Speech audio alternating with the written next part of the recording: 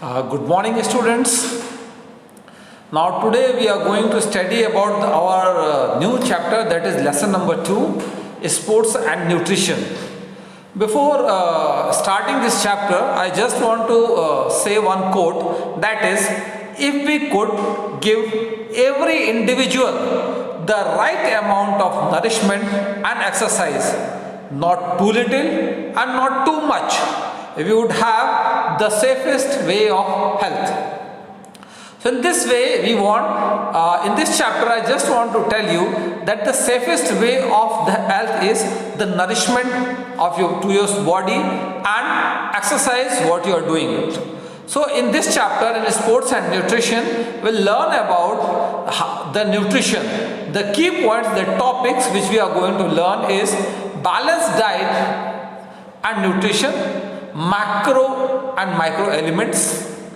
Second topic is nutritive and not nutritive components of the diet. Eating for weight control, a healthy weight, the pitfall of dieting, food intolerance and food myths.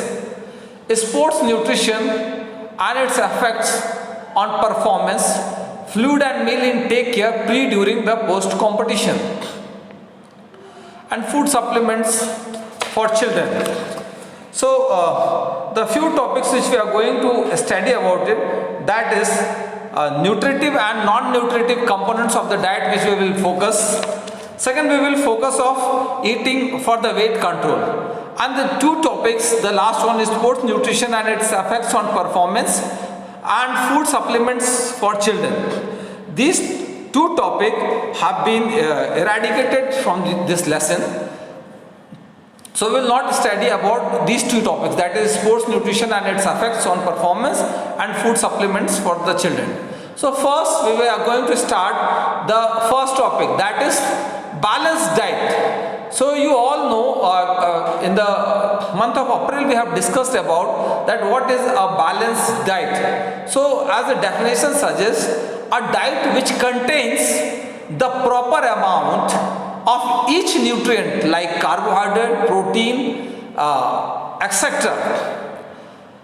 is called as a balanced diet. Means these carbohydrate, fat, protein, vitamin, mineral and water, they should constitute in a correct proportion. Means the proportion of the everything should be correct. That is called as a balanced diet. It is already said that a diet which consists of all the essential food constituents, that is protein, carbohydrate, fats, vitamins, minerals and waters, in correct proportion.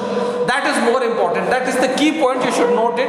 Means all these things should be in a correct proportion is called as a balanced diet. And it should also be contain the sufficient amount of roughage. Roughage you called as a fiber or the various nutrients. An adequate amount of water, then it would be the balanced diet. And the definition as it says, a complete food, a diet contains adequate amounts of all the necessary nutrients for proper growth and maintenance of the body. That is called as a balanced diet. In a simple word you can say the definition in one line, because most often it is asked, define the balanced diet. So a diet which consists of all essential food constituents, that is protein, carbohydrate, fats, vitamins, minerals, waters and roughage in a correct proportion is called as a balanced diet. So next we will discuss about the nutrition. What is a nutrition? Or otherwise you can discuss, there is so many things you can discuss about the nutrition. कि nutrition क्या है, important thing is about that. So the nutrition की बात करें तो जो food जो है जो affect करता है body को और energy provide करता है nutrients के through, उसी को हम क्या कहते हैं, न्यूट्रिशन कहते हैं. और न्यूट्रिएंट वो होता है जो हम फूड इनटेक करते हैं, उसी को न्यूट्रिशन कहते हैं. एक डेफिनेशन भी न्यूट्रिशन की दिया हुआ है, it's a dynamic process in which body is made healthy by the consumption of food. तो जिसमें जो भी मीन्स मतलब जो होता है ओवरऑल प्रोसेस जो भी होता है जिसमें फूड आप इंजेस्ट करते हो, आप खाते हो, आप उसको डाइजेस्ट करते हो और उसके बाद जो बॉडी होती है, जो अंदर का इंटेस्टाइनल सिस्टम होता है वो उसको एब्जॉर्ब करता है और उसके बाद एब्जॉर्ब के बाद वो जो एब्जॉर्ब होता है न्यूट्रिएंट मटेरियल, उसका डिस्ट्रीब्यूशन होता है various systems of the body.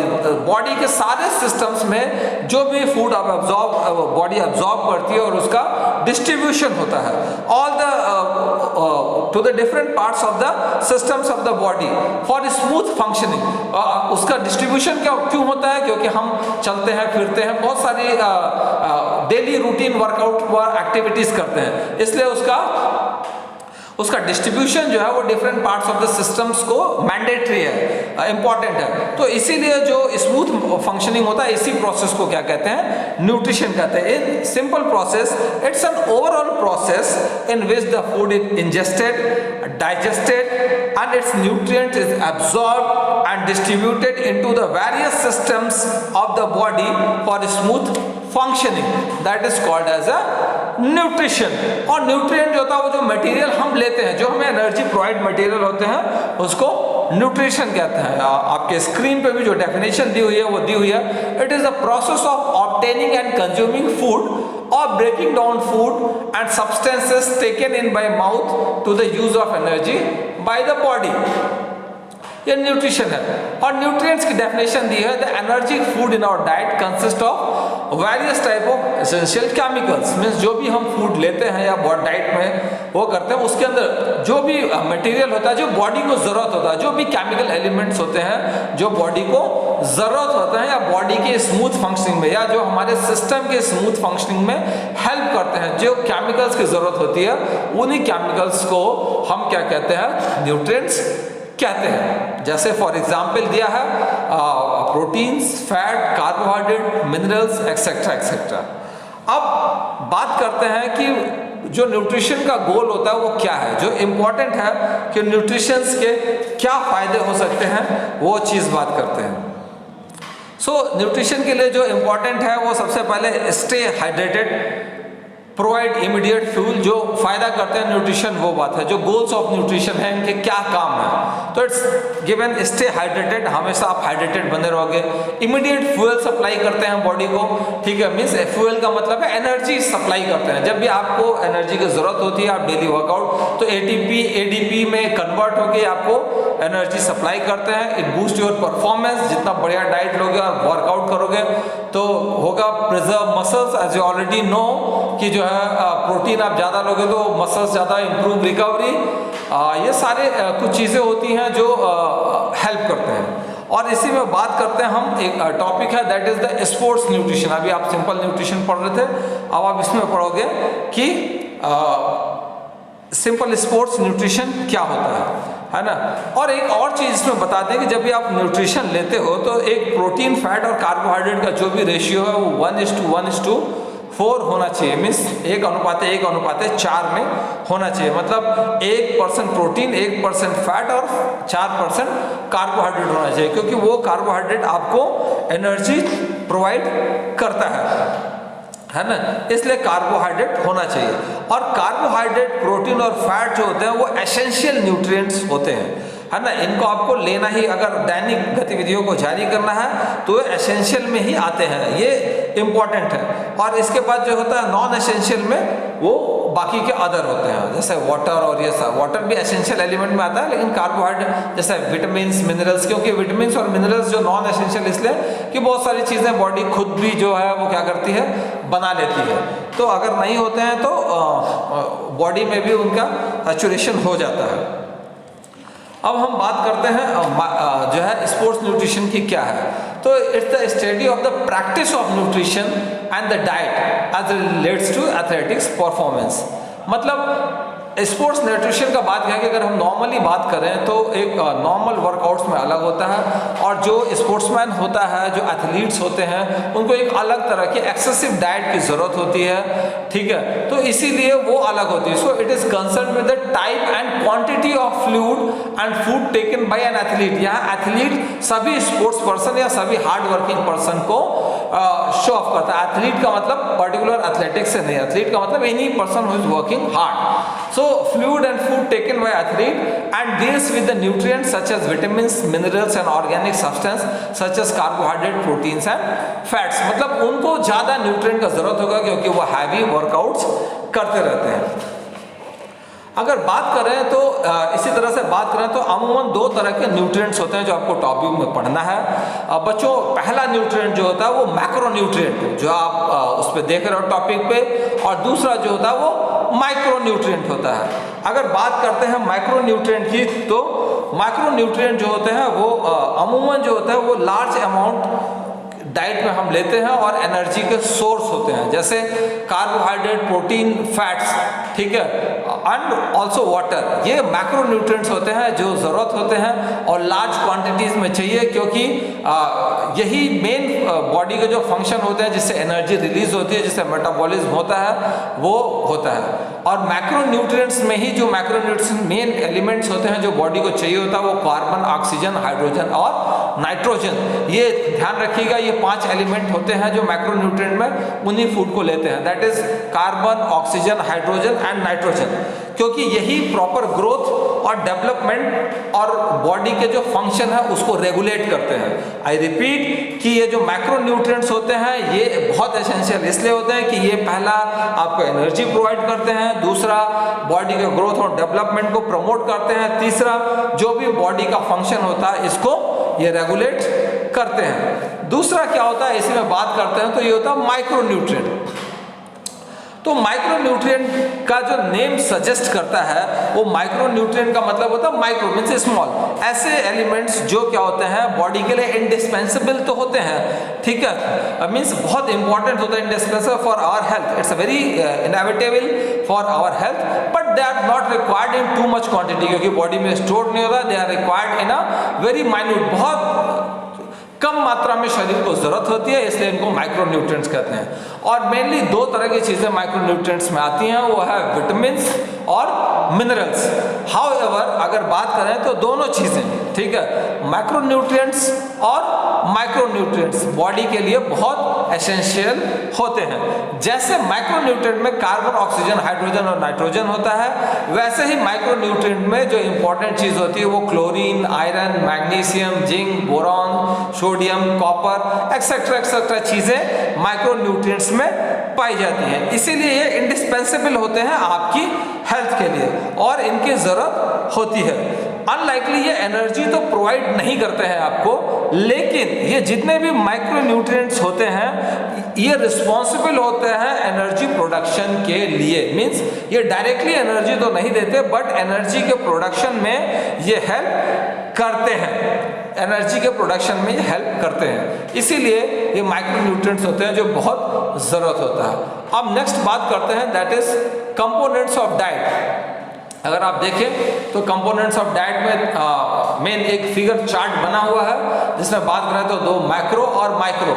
Micro के 3 महत्वपूर्ण होते हैं जो आपको पढ़ना है, that is carbohydrate, fats and proteins, और माइक्रो में जो होता है वो विटामिन्स और मिनरल्स होते हैं। इसी तरह से आप बात करें तो इसी में एक होता है जो non nutritive components of the diet होता है। Non nutritive components means energy provide नहीं करते हैं फिर भी इंडिस्पेंसेबल होते हैं। नॉन न्यूट्रिटिव में कौन कौन सी चीज़ आती है, फाइबर और रफेज आ जाता है। फाइबर और रफेज कहाँ से मिलता है, जैसे आप सलाद खाते हो, कोई रेशेदार फल खाते हो, एनर्जी तो प्रोवाइड नहीं करते बट हेल्पफुल होता है। Water, colour compound, flavour compound और प्लांट कंपाउंड, ये सब क्या होता है नॉन न्यूट्रिटिव कंपोनेंट्स में आते हैं जो बॉडी को बॉडी के जो मेटाबॉलिज्म है या फंक्शनल है उसके लिए रिस्पॉन्सिबल होते हैं, बट ये एनर्जी तो प्रोवाइड नहीं करते हैं।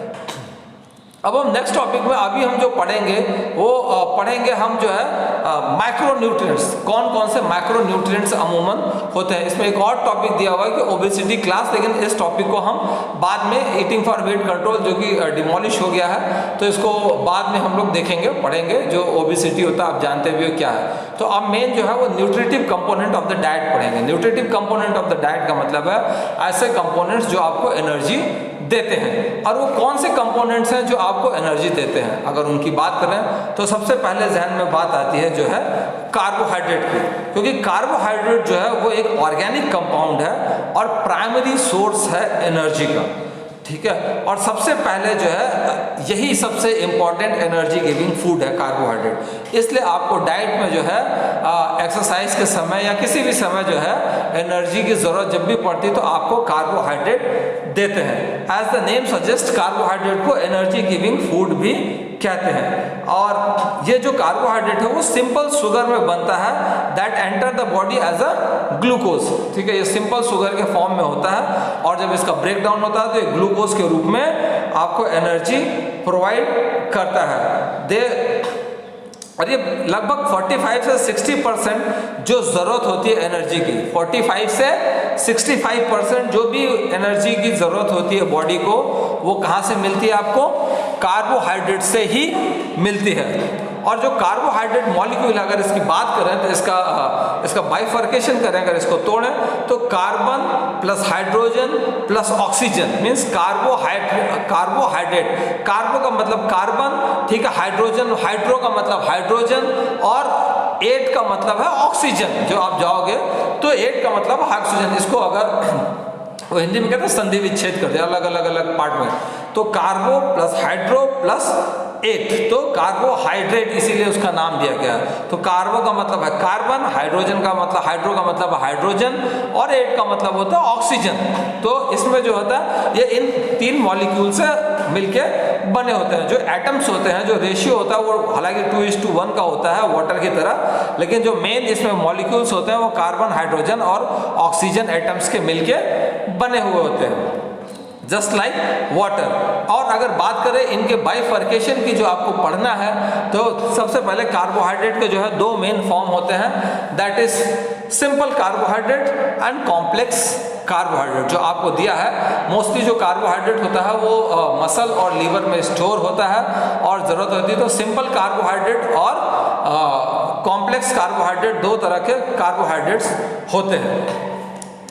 अगर बात करें कॉम्प्लेक्स कार्बोहाइड्रेट्स की तो ये कॉम्प्लेक्स कार्बोहाइड्रेट जो होता है वो जो है जो भी कॉम्प्लेक्स कार्बोहाइड्रेट होता है वो आपकी ऐसी जगह पाया जाता है जैसे पॉलीसैकेराइड फॉर्म में, मीन्स लॉन्ग चेन होते हैं। पॉलीसैकेराइड चेन के मीन्स लंबा, शुगर का जो सिंपलेस्ट फॉर्म होता है वो नहीं होता, वो लॉन्गर चेन्स होते हैं। और ये जैसे स्टार्च में, डेक्स्ट्रिन में, ग्लाइकोजन, सेल्यूलोज, इन सब चीज़ों में जैसे कॉम्प्लेक्स कार्बोहाइड्रेट पाए जाते हैं। अगर बात करें सिंपल कार्बोहाइड्रेट की तो ये स्मॉलर चेन्स होती हैं ग्लूकोज के, जैसे ये सिंपल शुगर में पाए जाते हैं, गैलेक्टोज, सुक्रोज, माल्टोज, ठीक है। ये सारी चीज़ें जो सिंपल होती हैं ये सिंपल उसमें पाई जाती हैं, है ना।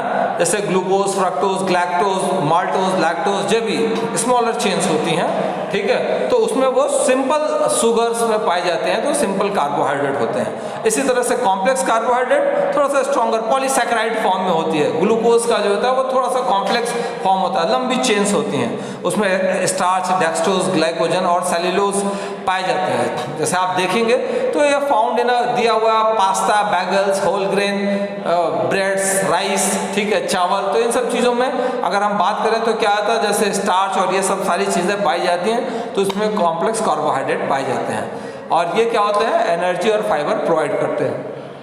और कार्बोहाइड्रेट जो होता है, जो इम्पोर्टेंट टॉपिक्स है, जो उसका चीज़ है कि ये क्या होते हैं, इनमें फैट का क्वांटिटी जो होता है वो लो होता है, Kennedy lot of calories provide करते हैं, but they provides vitamins, minerals. और इसमें कुछ और बात करें जो स्लाइड में थोड़ा नहीं दिया हुआ है तो इम्पॉर्टेंट है कि कार्बोहाइड्रेट जो होता है वो बॉडी का डिपेंडेबल सोर्स है एनर्जी का। और अगर आप इसको ज़्यादा लेते हैं तो आपको, मतलब ज़्यादा कार्बोहाइड्रेट लेते हैं तो आपको बहुत सारी डिजीज़ हो सकती है। जैसे आप जानते हैं जब डायबिटीज़ होती है लोग कहते हैं चावल नहीं खाओ, आलू नहीं खाओ, ये नहीं खाओ, ओबेसिटी नहीं खाओ। तो ये सारी चीज़ें एक्सेसिव कार्बोहाइड्रेट टेकन होने से हो सकती है। ओबेसिटी हो सकती है, मोटापा हो सकता है, डायबिटीज़ हो सकती है, स्ट्रोक हो सकता है, हाइपरटेंशन हो सकता है। लेकिन इन द सेम वे अगर आप कार्बोहाइड्रेट लो क्वांटिटी में लेते हो तो आपकी स्किन भी क्या हो सकती है, लूज हो सकती है, आप एक्सेसिव वेट लॉस कर सकते हो, बॉडी बहुत वीक हो सकती है, हमेशा थके थके रह सकते हो। तो ये कुछ फ़ायदे हैं जिनसे कार्बोहाइड्रेट ना लेने से कुछ नुकसान है जो होते हैं, और एक्सेसिव लेने से भी कुछ नुकसान है जो लेते हैं। इसलिए करेक्ट प्रोपोर्शन में जो हमने बात किया था, करेक्ट प्रोपोर्शन की आपको लेना है।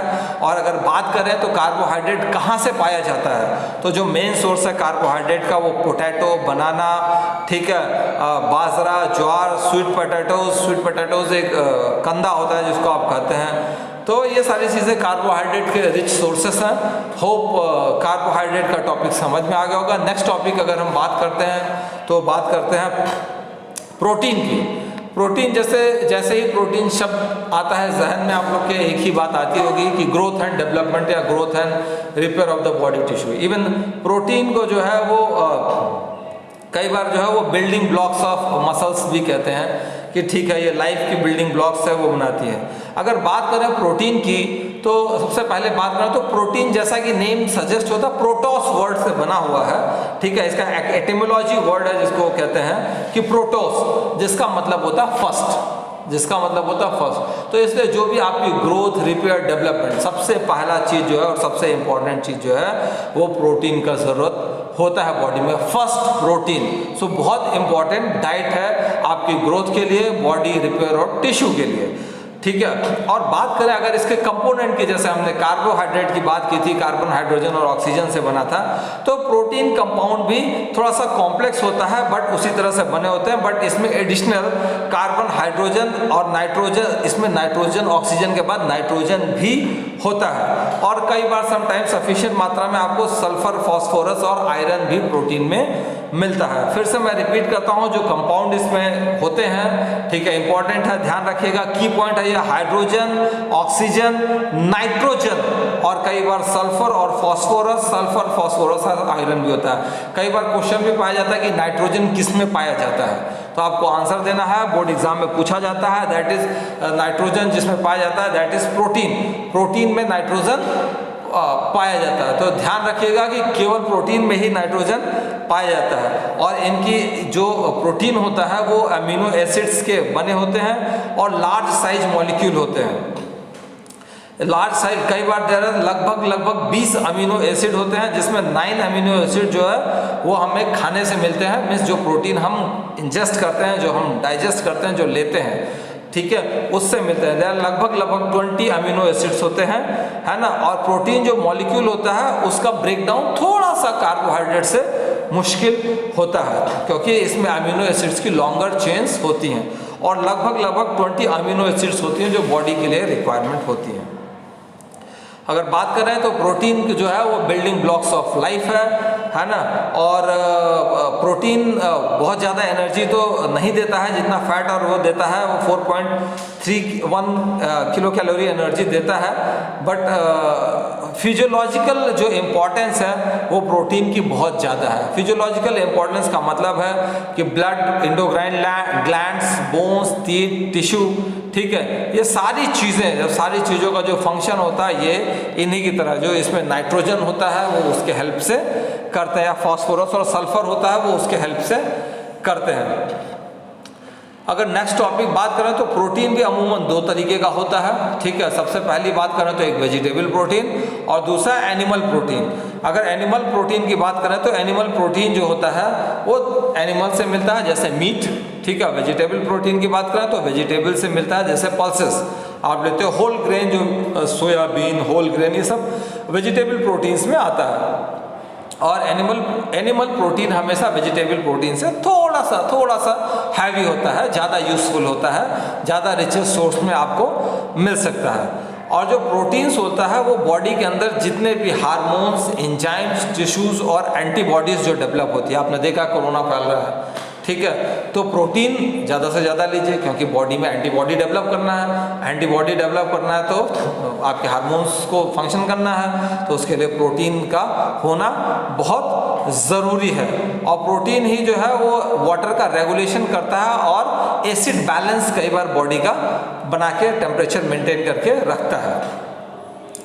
बात करें प्रोटीन की डेफिशिएंसी की, तो प्रोटीन की डेफिशिएंसी से बहुत सारे डिजीज़ हो सकते हैं, जैसे इंपॉर्टेंट डिजीज़ है क्वाशरकोर्स और मेरेस्मस, ठीक है। और आपकी इम्यूनिटी भी लो हो सकती है। वैसे तो बहुत सारे डिजीज होते हैं लेकिन क्वाशरकोर और मेरेस्मस पूछा जाता है किसकी कमी से होता है, तो प्रोटीन।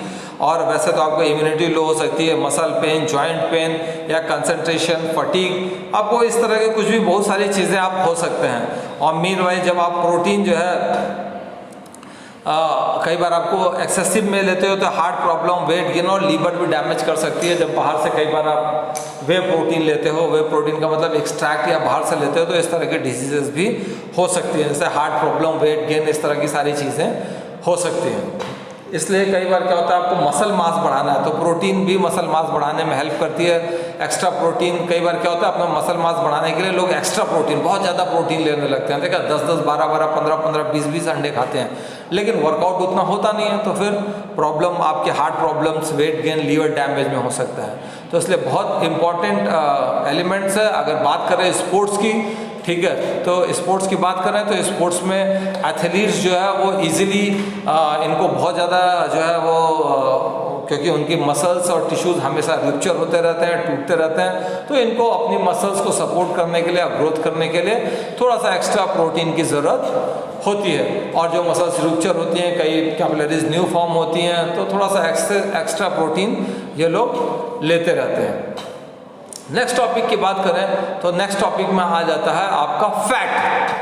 अब जो फैट है वो क्या होता है, वो हाईएस्ट एनर्जी प्रोड्यूसिंग एलिमेंट है, means it provides highest concentration of energy to all the nutrients. और इसकी बात करें तो it is also called as lipids. Fats की बात करें तो फैट्स को दूसरे नाम में लिपिड्स भी कहते हैं। और ये जो बना होता है मेनली कार्बन, ऑक्सीजन और हाइड्रोजन का बना होता है, जिसमें रेशियो होता है 76:12:12, मीन्स 76 कार्बन, रेशियो 12 ऑक्सीजन और हाइड्रोजन 12।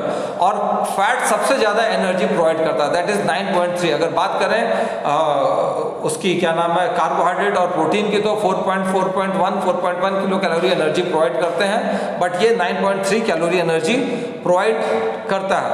और ये क्या होता है, बॉडी के बैकअप एनर्जी सोर्स है, बॉडी के मसल्स के अंदर स्टोर हो जाता है। कई बार जब आप लॉन्ग डिस्टेंस एक्टिविटी करते हो या हो तो सारी एनर्जी खत्म हो जाती है, तो फैट सेल्स का ब्रेकडाउन होता है और वो एनर्जी प्रोवाइड करते हैं। उसके अलावा भी ये बॉडी का जो टेम्परेचर मेंटेन करना है, ठीक है, या जो भी हार्मोन प्रोडक्शन करना है या ऑर्गन्स को प्रोटेक्ट करना है, ये मेंटेन करते हैं। अगर जनरली बात करें तो ये दो तरह के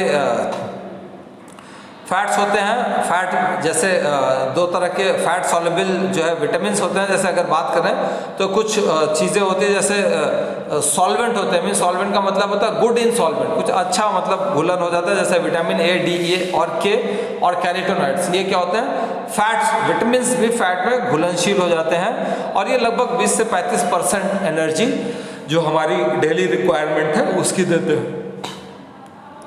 अगर बात करें फैट की तो जनरली फैट जो होता है वो दो तरीके का फैट होता है, ठीक है। एक फैट होता है सैचुरेटेड फैट और दूसरा होता है अनसैचुरेटेड फैट। सैचुरेटेड फैट्स जो होते हैं वो पॉली अनसैचुरेटेड फैट और मोनो अनसैचुरेटेड फैट भी, सैचुरेटेड फैट को दो अलग अलग हिस्सों में और डिवाइड कर सकते हैं, that is poly unsaturated fats and mono means अलग अलग क्लासीफाई होता है फैट से, saturated fats, poly unsaturated and mono unsaturated fats. Means अगर आप बात करें तो थोड़ा सा डीप में जाने की ज़रूरत नहीं है, सिर्फ दो ही टॉपिक आप पढ़ोगे, that is saturated fats and unsaturated fats. तो सैचुरेटेड फैट्स जो होता है वो मेनली जो है एनिमल सोर्सेज पे होता है, क्योंकि पॉली कॉम्प्लेक्स होता है, जैसे मीट, एग, योग्स, योगर्ट, चीज़, बटर, मिल्क, इस टाइप ऑफ फैट जो होता है वो क्या होता है, ये रूम टेम्परेचर पे सॉलिड होते हैं, सैचुरेटेड फैट कहते हैं। जो अनसैचुरेटेड फैट होते हैं ये थोड़ा सा मोनो अनसैचुरेटेड फैट होते हैं। ये क्या होते हैं कि प्लांट कंपोनेंट्स में, प्लांट रिसोर्सेज पे ज़्यादातर पाए जाते हैं, ठीक है। और ये ब्लड का कोलेस्ट्रॉल लेवल जो है वो डिक्रीज करते हैं। अब आप सैचुरेटेड फैट की बात करोगे तो ये जो है आपका कोलेस्ट्रॉल लेवल या ब्लड स्ट्रीम में थोड़ा सा ज़्यादा बढ़ा देता है और कार्डियोवैस्कुलर डिजीजेस के चांसेस थोड़ा सा ज़्यादा रहते हैं। अनसैचुरेटेड जो होते हैं वो थोड़ा सा इनसे कम होते हैं, बट एक्सेसिव जो होता है वो हमेशा डेंजरस होता है। और हमेशा दो तरह से आपको पता है फैट डेयरी प्रोडक्ट्स है जो भी होते हैं वो अनसैचुरेटेड होते हैं, that is milk, butter, curd, ghee, fish etcetera, है ना, इनसे होता है फैट। बट एक्सेसिव फैट से भी बहुत सारा कोलेस्ट्रॉल बढ़ता है, तो बहुत सारी डिजीज़ होती हैं, जैसे डायबिटीज़ होता है। हालांकि डायबिटीज़ तो मेनली अगर हम बात करें तो ग्लाइकोजन के सिंथेसिस के लिए होता है, लेकिन ब्रेकडाउन की वजह से होता है। कारण यही होता है आपको बहुत सारी कार्डियोवास्कुलर डिजीज़ और हार्ट डिजीज़ भी एक्सेसिव फैट के एकोमोडेशन से डिपोजिशन से हो सकती है। और अगर आपको ओबेसिटी बॉडी में हो गई एक्सेसिव, तो ओबेसिटी अपने आप में ही एक डिजीज़ है जो बहुत सारी डिजीज़ को जन्म देती है। तीसरी अगर बात करें मैक्रोन्यूट्रिएंट्स की, तो ठीक है, जो हालांकि वो तो है नॉन न्यूट्रिटिव कंपोनेंट्स, बट हम बात कर रहे हैं तो बात कर रहे हैं वाटर की। तो वाटर भी हाइड्रोजन आपको पता है, हाइड्रोजन और ऑक्सीजन का बना होता है। 2 एलिमेंट है, हाइड्रोजन 2 अनुपात में और 1 अनुपात में ऑक्सीजन होता है। और ये जितना भी बॉडी का वेस्ट प्रोडक्ट है, जो भी आप खाते हो, जो भी वेस्ट प्रोडक्ट होता है, ये यूरिन के थ्रू जो है, ये यूरिन के थ्रू बॉडी से निकलता है, एक्सक्रीशन में हेल्प करता है। और जो भी न्यूट्रिएंट्स होते हैं या रिमूवल ऑफ वेस्ट प्रोडक्ट्स है, ये इसमें भी हेल्प करता है। बॉडी के टेम्परेचर को बैलेंस करता है, ब्लड के आयंस को भी बैलेंस करता है, ठीक है, और बॉडी के मेटाबॉलिज्म में बहुत हेल्पफुल करता है। और ये 0 कैलोरी होता है, इसमें कैलोरी नहीं होती है, इसलिए खूब पानी पीजिए और स्वस्थ रहिए, मस्त रहिए। आज के लिए for today's I think class this much is sufficient. In next class we will discuss about the micro nutrients.